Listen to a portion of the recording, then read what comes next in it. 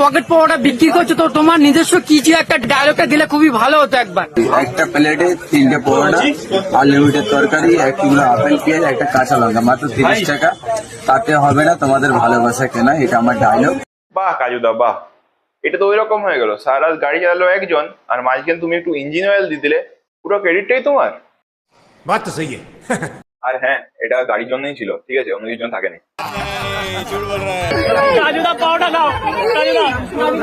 আরে এক বোকা চোদা, ঠিক আছে দেখ ভাই, তুই এরকম না করে সব দিয়ে ভালো হচ্ছি রাজুদা, তুই যা রাজুদা কেন, তুই যার যাবে কন্টেন্ট বানাতে যাবি তার বানাটা তোমার মুখে নিয়ে নিবি। সঠিক বলেছেন, আপনার বুদ্ধি ভালো।